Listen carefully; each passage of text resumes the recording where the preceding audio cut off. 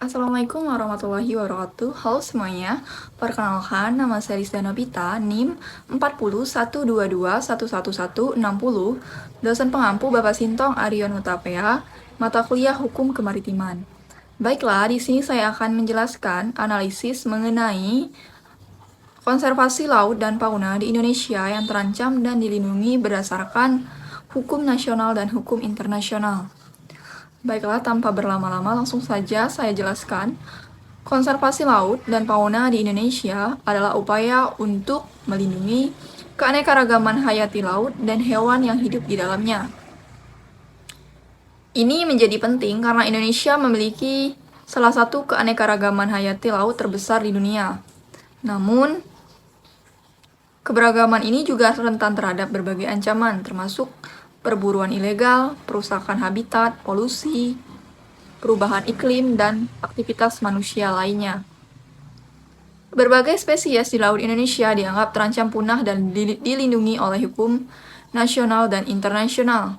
Di tingkat nasional, Undang-Undang Nomor 5 Tahun 1990 tentang Konservasi Sumber Daya Alam Hayati dan Ekosistemnya mengatur perlindungan terhadap keanekaragaman hayati laut. Selain itu, Indonesia juga memiliki beberapa peraturan dan perundang-undangan lain yang mengatur perlindungan spesies tertentu, seperti Undang-Undang Nomor 7 Tahun 1999 tentang pengesahan Konvensi Internasional tentang Perdagangan Satwa Liar yang Terancam Punah atau CITES. Di tingkat internasional, Indonesia juga terikat pada berbagai perjanjian dan konvensi yang mengatur perlindungan lingkungan laut dan keanekaragaman hayati, seperti Konvensi Ramsar tentang lahan basah, Konvensi tentang keanekaragaman hayati atau CBD, dan Konvensi UNESCO tentang warisan dunia. Selain itu, berbagai perjanjian regional seperti Kesepakatan ASEAN tentang konservasi dan pengelolaan sumber daya hayati laut di Laut Cina Selatan juga dapat berpengaruh pada konservasi laut dan fauna di Indonesia. Namun, implementasi hukum-hukum tersebut seringkali menghadapi tantangan dalam hal penegakan dan kepatuhan, kekurangan sumber daya manusia, korupsi, dan kurangnya kesadaran akan pentingnya konservasi menjadi beberapa faktor yang menyulitkan upaya-upaya tersebut. Oleh karena itu, selain adanya regulasi, pendidikan, dan kesadaran, masyarakat juga menjadi kunci dalam menjaga kelestarian laut dan fauna di Indonesia. Konservasi laut dan fauna di Indonesia yang terancam dan dilindungi didasarkan pada hukum nasional dan hukum internasional.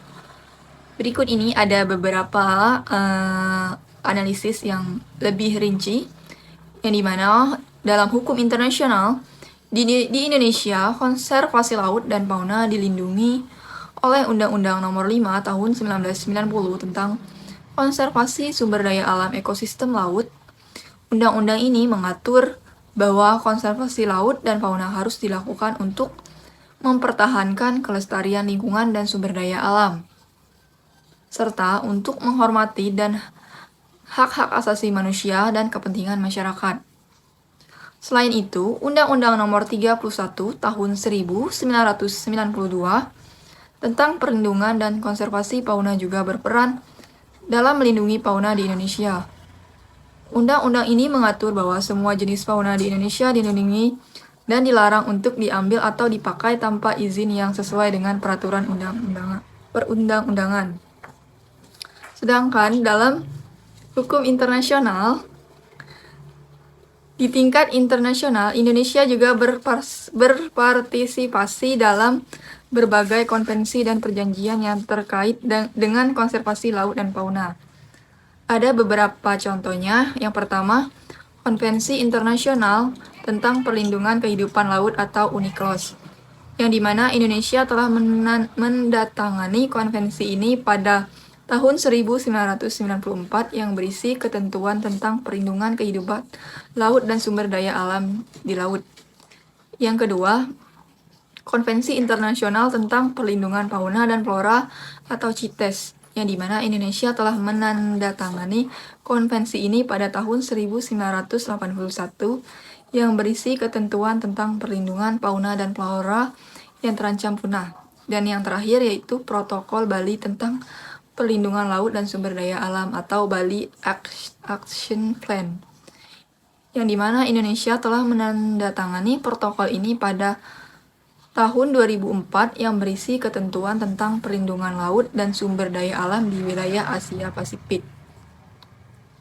Implementasi dan pengawasan untuk menerapkan dan mengawasi hukum nasional dan internasional terkait konservasi laut dan fauna di Indonesia memiliki beberapa lembaga yang berperan penting. Beberapa contohnya yaitu yang pertama Kementerian Lingkungan Hidup dan Kehutanan atau KLHK, di mana lembaga ini berperan dalam mengawasi dan mengelola konservasi laut dan fauna di Indonesia.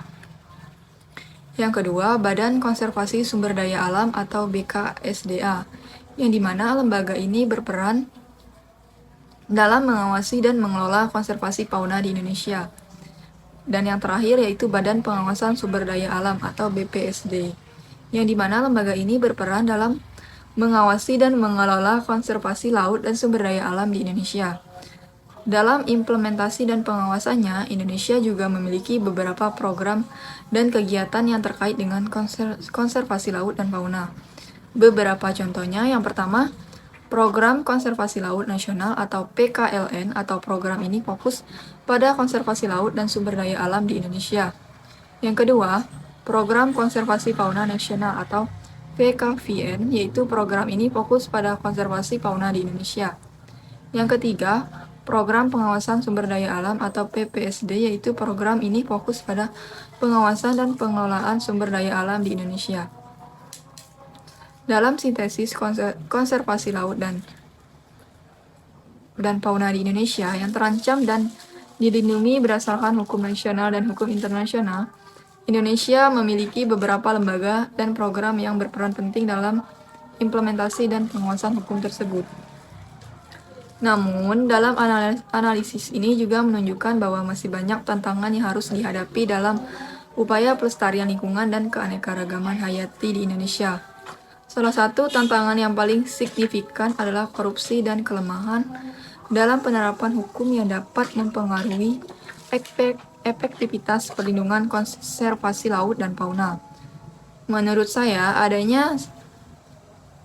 perlunya untuk meningkatkan efektivitas perlindungan konservasi laut dan fauna di Indonesia diperlukan upaya yang lebih sistematis dan koordinasi yang lebih baik antara pemerintah, masyarakat, dan organisasi non-pemerintah. Ada beberapa saran yang dapat diterapkan seperti yang pertama, koordinasi yang lebih baik, di mana pemerintah dan organisasi non-pemerintah harus bekerja sama untuk meningkatkan koordinasi dalam upaya perlindungan konservasi laut dan fauna. Yang kedua, pengawasan yang lebih ketat, di mana pemerintah harus meningkatkan pengawasan terhadap kegiatan yang dapat mempengaruhi lingkungan dan keanekaragaman hayati. Yang ketiga, pendidikan dan kesadaran masyarakat, di mana masyarakat harus diberikan pendidikan dan kesadaran tentang pentingnya perlindungan konservasi laut dan fauna untuk menjaga kelestarian lingkungan dan keanekaragaman hayati. Dan yang terakhir yaitu dukungan internasional, di mana Indonesia harus berkomitmen untuk melindungi konservasi laut dan fauna dan meminta dukungan internasional untuk meningkatkan efektivitas perlindungan konservasi laut dan fauna. Dapat disimpulkan dari penjelasan dan analisis mengenai